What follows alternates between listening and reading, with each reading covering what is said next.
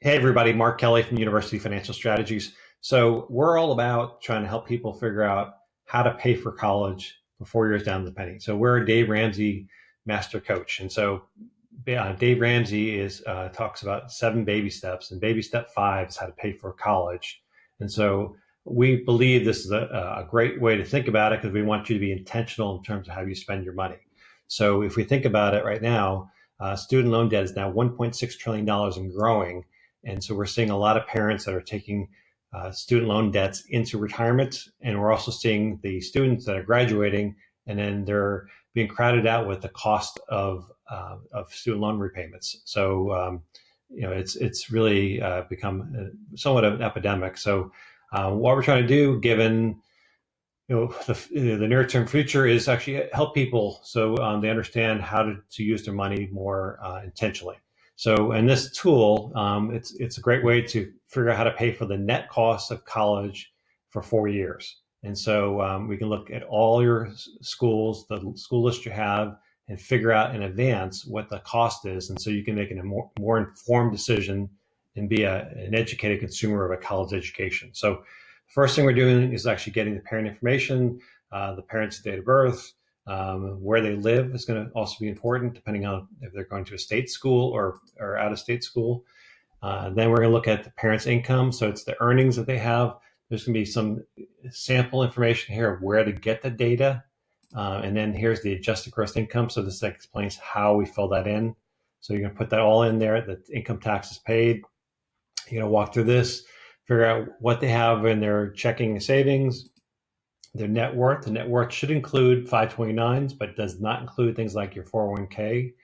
So we want to keep that out of that number there. Home equity is going to be, it's the value of the property minus the mortgage. That's your equity only. Other real estate is going to be some other property, maybe a vacation home or something else, okay? So we're going to fill that information in. Then we're going to get to the student. We're going to also look at their GPA, their standardized test scores. If you don't know the information, you can make an estimate in here. Just fill that in. Put the year they're going to graduate. And if you have a sibling, it's important too to know when they're in college because it has a major impact on the cost of attendance. Okay, so then we're going to put this information here. We're going to put in your current balance sheet 529. The parent pledged assets is how much they're planning to use to pay for college. Here we're talking about cash flow. Cash flow is, if you think about it, your child may be going off to college and not living at home. So therefore, they're not eating your food or using some of the resource in the house. So now you're going to have that cash flow freed up. So this is where we're going to account for that. This is student pledged assets. Maybe they have a slight part-time job, or maybe they worked on the summer or something like that. Grandparent help is also included in there. So once we have all that in there, we can go in and it actually gives you this dashboard. And in here, you're actually able to add in the various schools. So here we have various schools, like we have SMU.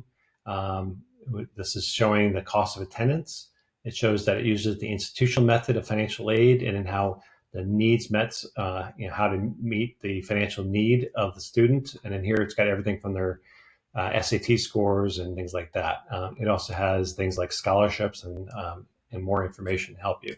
And the idea is that we're going to help you understand what the net cost is versus the cost of attendance, because they're two different things. And so depending on your situation, you may, if you qualify for needs-based aid, then you're going to be paying a lesser ticket price. That way you can do an apples to apples comparison. So just for an example, if you're looking at a state school versus, like I was showing you, SMU, you're not going to pay the $79,000, but you're going to pay less. And so that's what this is showing, okay?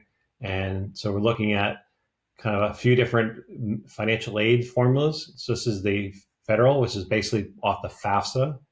This is the institutional method that certain schools will use. And then this is the consensus, a list of schools that are limited to have this. And so this is just showing you what the cost expected family contribution is. An expected family contribution, if you're not familiar with that, that is the cost of attendance minus the expected family contribution is what you're going to pay. But the EFC is what the government expects or thinks you can afford to pay for college. It's not necessarily what you think you can afford, but it's what the government has said that you can afford. And so with that information, you're able to kind of look at the details and make a comparison and figure out side by side kind of what the cost is. So you can say how to pay for various schools, okay? And it'll show you in a report what the various cost is, okay? And that way you can plan in advance, not be surprised, and be intentional with your college funding and how to and pay for it.